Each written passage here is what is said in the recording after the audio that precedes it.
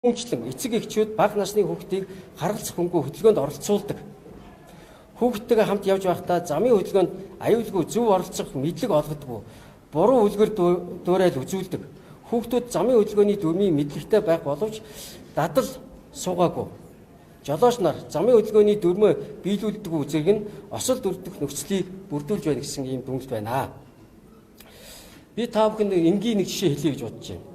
Дөнгөж саяхан би одоо 2 сарын өмнө Бүгд найрамд Солонгос улсын үндэсний ассамблеид очиж хамтын ажиллагаанд гэрээнд гар үсгэж зурхтаа үндэсний ассамблеийн хийсэн сайн дурсгалыг Монголын парламент хамтарч хийхээр бид тохиролцсон.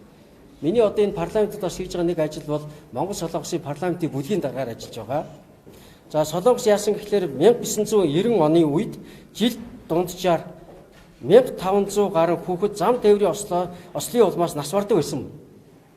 Хүн ам нь хэд вүлээ? Тийм ээ? Хүн ам нь бараг 80 гаруй сая хүн амтай. Тэгээд 90-ад оны үед 1500 гаруй хүүхэд энддэг байсан бол хууль эрх зүйн орчныг өөрчлөөд одоо 2023 оны байдлаар жилдээ 14-өөс цөөхөн хүүхэд зам тээврийн ослоор эндсэн ийм тоо баримт байна. Энэхүү туршлагыг Монгол улстай нэвтрүүлэх зорилгоор миний би 25 оны 2 дугаар сард үндэсний ассамблеид очиж энэ хамтын ажиллагааны гэрээнд гар үсэг зурсан. За энэ гар үсгийн хүрээнд бид одоо үндэсний ассамблеийн хүүхдийн аюулгүй байдлын форум түүний одоо ерөнхийлөгч Юм Хужун гишүүнтэй хамт ажиллах ийм хамтын ажиллагааны гэрээнд гар үсэг зурсан. Үүгээрээ дамжуулаад бид нэгт сайн дурсгалыг авна. Хууль тогтоох ажлыг хамтарч бас туршлага судалж парламентаараа гишүүдтэйгээ одоо төсөл өргөн байрна. За мөн одоо Бүгд найрамд Солонгос улсын койкогоор дамжуулан Монгол улсад сургууль цэцэрлэгийн орчинд зам тээврийн осол гарахаас сэргийлэх, орчныг бүрдүүлэх, төсөл хөтөлбөр хэрэгжүүлэхэд үндэсний ассамблей буюу Бүгд найрамд Солонгос улсын парламентын форум мөн одоо Солонгос Монголын найрамдлын бүлгээс дэмжлэг үзүүлэхээ илэрхийлсэн. За ингээд бид одоо нэлээдгүй олон 7 төрлийн ажлыг хийхээр төлөвлөөд энэ ажил маань ингээд эхэлж байгаамаа. За одоо ингээд 32 их хурлын гишүүдтэйгээ хамтраад бид одоо зам тээврийн ослоос хүүхдүүдэд одоо хамгаалах энэ хууль эрх зүйн орчныг сайжруулах ажил үүгээр эхэлж байгаамаа. Үүнийг та бүхэндээ дуулах гэсэн юм аа. За баярлалаа. Асуулт байвал хариулаад хэлэн байна.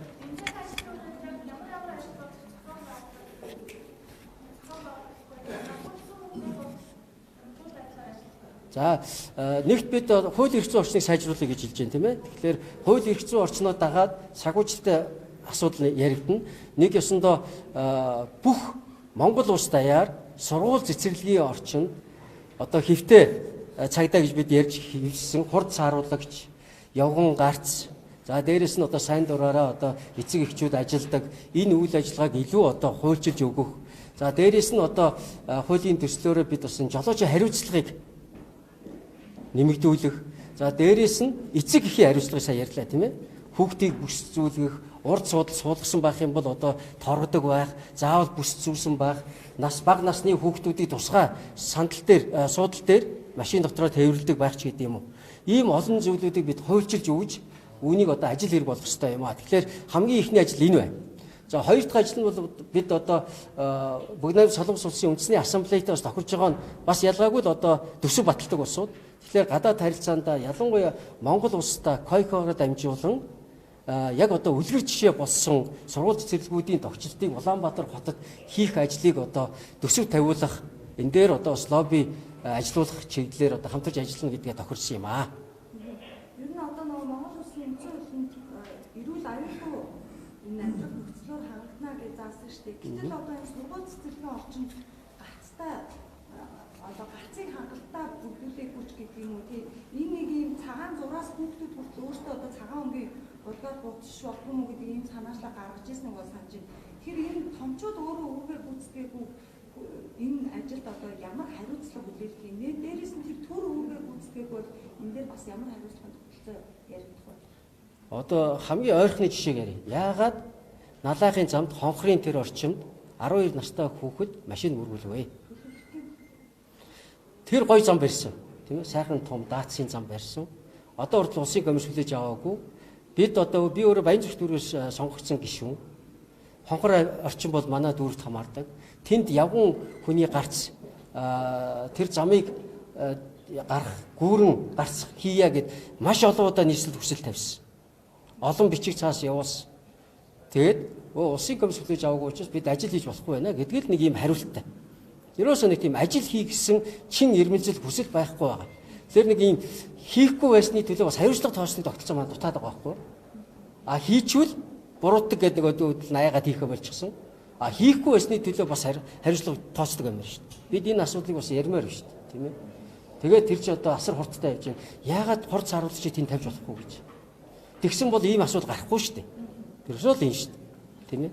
Тэгэхээр одоо би бас нийслэлийн энэ хөдөлгөөн зохицуулалтын газар нийслэл удирдлагууд бас энэ дээр бүр онцгой анхаараасаа яаралтай одоо энэс жишээ аваад одоо маргааш хэд энэ ажлыг хийж хэрэгтэй шүү дээ. Болохгүй шүү дээ. Энд чинь эрсдэж шүү дээ. Энэ чинь бол нэг тохиолдолд дараа нь хитэн тохиолдолд гарах юм. Тийм ээ. Тийм учраас энэ дээр бол шуурхай ажил гүйцэтгэдэг ийм байгаасаа гэж хүсэж байна. Нэг саруулагчийн асуудал гэхээс өнгөрсөн удаа ингээ гарсан олон танигдсан олон нийт одоо бүтэд харсан тийм бослуудад бол хурцгааруулагч тавьд өнгөрсөн байдаг. Гэхдээ одоо нодон тактикад болсон хоёр охин болсон тэгээд хурцгааруулагч тавьсан жолооч дөнгөж 4 жилийн ял авсан ч гэх юм уу. Хоёр охиныг дайрсан марламад асуудал дээр ял аваагүй одоо хаана яаж явах мэдээгүй гэх юм уу. Энэ асуудлуудаа хууль хэрэгцээ хүмүүст яаж сайжруулах юм бэ? Одоо яг л энэ нөгөө хуулинд бол одоо ерөөсөө л одоо хариуцлагыг чангатгах асуудал байна. Тэгэхээр энэ хүлээх ялын хэмжээг өндөрсгөх үнэхээр одоо эн чинь жолоочийн хариуцлагагүйгаас болсон. Эсвэл согтуугаар байна гэдэг чинь бол одоо ноцтой асуудал байхгүй. Энэ бол одоо ийм байгаад би ерөөсөө машин барьж болохгүй гэдгийг өстой бүр зүрх сэтгэлдээ ортлоо шингэтэл нь ийм хариуцлага бид тооцдог байхгүй бол энэ үйл явдлыг зогсохгүй шүү дээ. Тийм учраас бол хуулиндаа бид хариуцлагыг илүү чангатгах асуудлыг ярина л гэж ойлгож байна.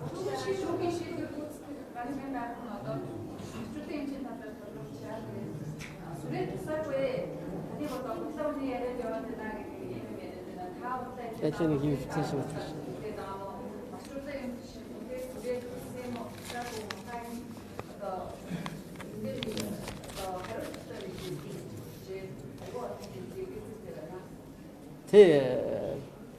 Би одоо та бүгдийн асуултанд хариулахдаа бас шинээр халдвар авсан байна, сүрээ туссан байна гэдэг мэдээлэл хэлсэн. Үүний араас бол одоо хууль зүйн дотоод хэргийн яамны харьяа агентлагийн дарга, шүүхийн шийдвэр ерхий газрын дарга Нандин Болор тийм юм тусаагүй. Тийм имжлэгдэхгүй байгаа гэсэн ийм хариулт өгсөн. За мөн бүр 100 жилийн түүхтээ манай эрүүл мэндийн салбарыг доромжилсон. Юу гэсэн гэхээр баг онш тавьж чадсан юм уу, эмчилсэн юм уу гэсэн ярилцлага өгсөн байлаа. Би үзсэн. Эрүүл мэндийн салбараа дэндүү дээрлэж байгаа юм шүү. Дэндүү дээрлэж байна. Би одоо юунд халдвар төчийн судлалын үндэсний төвд албан тоот явуулаад тэгээд 4 сарын 7-нд Улсын их хурлын гишүүн Жигдсүнгийн чин бүрэн танаа гээд халдвар төчийн судлалын үндэсний төвөөс энэ албан тоот эмчилгээнийхэн тухай мэдээлэл өгсөн. Сүрээгийн халдвартай 2 уушгинда тэр халдвар нь задрах дээрээс нь одоо цэжний хөндийн дотор хайстай наалтсан задрах хэмжээнд хүрчихсэн ийм ностой байдал үүсчихсэн байна. Одоо эмчилгээ хийлгэж байна шүү дээ. Сүрээгийн юм ууж байна. Асар их стресстэй, зүрхний шигдээс болж исэн. Зүрхний хэм алдалтай, зүрхний дутагдлын C төвшөнд байна. Дээрээс нь чихрийн шижин 2 дугаар хэлбэрийн чихрийн шижин хүндэрсэн, судсанд өөрчлөлт орсон. Стент тавилсан юм байна. Одоо та бүхэн ажиллаж байгаа үз албан тушаалтай авилгачдыг болохоор хувийн өндөр үнэтэй эмнэлэгт хэвтүүлээ болоод байгаа юм шүү дээ. Яагаад ийм ялгууртай хандаад байгаа? Хөөхий гавлын ясгүй өвчнөдтэй тулсан ядарсан эмчийг болохоор дээрлэхэд баг өвчтөй ч юм үгүй ч юм гэсэн байдлаар яриад байгаа. Би бүр та бүхэнд бүр зориуд одоо хэл мэдээллийн мэдээлэл өгмөр. Сүрээгийн тусламж үйлчилгээ үзүүлэх журам заавар батлах тухай гээд 24 оны 1 сарын 29 чин зориг сайд багтаа баталсан журам байна. Би одоо бүр та бүхэн энэс уншаад өгье гэж бодож байна. 4-8-3-т нь цагдан хорих 461-р хаалттай хорих ангид с ิจ гтэн ялтан очисон тохиолдолд хамгийн түрүүнд сүрээгийн үйлчлэг шууд хийнэ гэсэн байгаа шүү дээ. Сүрээгийн үйлчлэг шууд хийх ёстой. Нөгөө эрентгийн зураг аваад, дижитал эрентгийн аваад сүрээтэй байх юм бол 2B систем буюу халдвар төвчин судлалын үндэсний төвийн сүрээ бүртгэдэг үндэсний бүртгэл бүртгэгдсэн байх шүү дээ. За тэгэхээр би одоо асуух гэж байгаа. Нандин болроо хурандаа та надад хариулаад өгч. Анх хэвтэгтэн та сүрээ байсан уу гэдгийг шалгасан юм уу? Шалгаад сүрээтэй байсан бол та 2B системд мэдээсэн байх шүү дээ. Бид одоо санаж байна. Өнгөрсөн оны наадмын үеэр 23 настай залуу 20 ангид байжгаад 3 дахь эмнэлэгт очиад нас барсныг та бүхэн санаж байна уу? Хүний эрхийн мэдрэмж хаа байна? Хүний эрх хангагдчих байгаа юм уу? Тэр хоригдсан залууг олгоо өвчтөө тэр нь задарчлаа. 20 ангиас гаргаж одоо эмнэлэгт очиж хагалгаа хийлгэе гэд Бачулуун гэдэг нэртэй эмч тухайн үед нь 20-ын эмнэлэг хилээд байхад нь гаргаагүй. Бүтэн 5 хоног наадмын үеэр байхгүй байсаар хагаад тэгээд 24 цагийн 3 дугаар эмнэлэгт очисон. Олон эрхний дутагдал болцсон, олгоон задарчихсан, хэвлийн гялтан өрсчихсэн. Тэгээд тэр үннийг хийсэн хангалттай үнж байсан эмчийг сарын өмнө ажлаас нь халдсан байгаа шүү дээ. Бачулуун гэдэг эмчийг бид ажлаа шударга хийж байгаа шүү эмч нар. Бид хин нэгний ус төрчдийн гар хөл болоогүй шүү. Харин тэгснийхэн төлөө, үннээ хийснийхэн төлөө, тэр өвчтөнд санаад зовсныхын төлөө сарын өмнө ажлаас нь алдсан байгаа шүү дээ. Ийм байдалтай байж тэгээд бас одоо худал мэдээлэл цацаад энэ чинь төрийн том цэрэг хүчний байгууллагын удирж байгаа хүн чинь одоо ингэж байж болд юм уу? Энэ бол дэндүү хариуцлагагүй явдал. Харин эсрэгээр хүний эрхийн мэдрэмжтэй байжгаад хоёр одоо яамны сайтын тушаал байдаг. Хорих ял авсан хүн өвчний улмаас чөлөөлөх журам гэж байна. Тэр журмын хоёр заалтыг манай Бачулуун эмч хангаж байгаа байхгүй. Харин эсрэгээр та биеэр ял идэж болохгүй юм байна гэд асуудлын 401-р ангийнхаа эмчийн комиссод оруулаад ярьж явах ёстой шүү дээ. Эсрэгээр ийм хүний мэдрэмжгүй тэгээд дээрэс нь худлаа ярьдаг ийм төрлийн албан агч нар байж болохгүй. Энийг одоо сайд нь анхаарай. Хууль зүйн дотоод иргэний сайд би одоо албан бичиг явуулна. Ийм байгууллагын удирдлага байж худлаа ярьдаг. Хүний эрхийн мэдрэмжгүй ийм байгууллагыг бол болохгүй шүү гэдэг юм хэлье.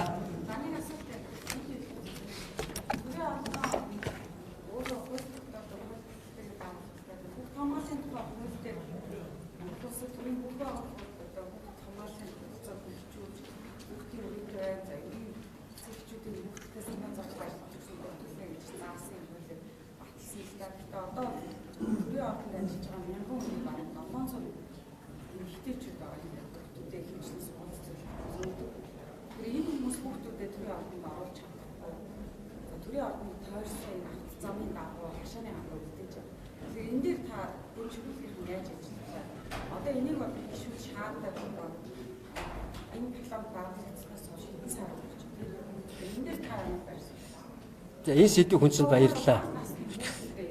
Би бага насны хүүхдээ 20 онд анх удаа 8 дахь удаагийн сонгуулиар их хурлын гишүүн болчоод 6 настай хүүгээ дагуулад орсон чи орж болохгүй гэд нэг оруулж чадлаггүй нэг гарч ирсэн.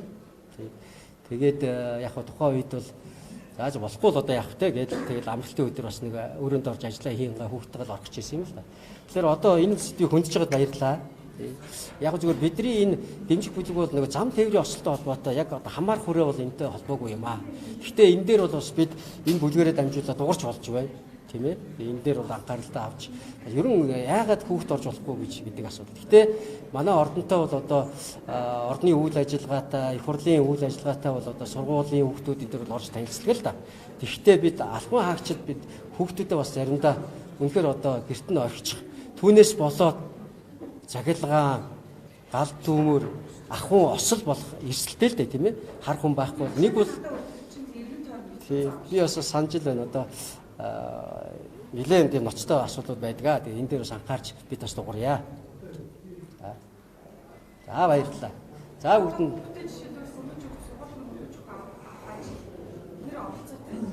би юу? Хөрөж өглөө яах вэ? Авдаг бас заримдаа цаг гарвал. За.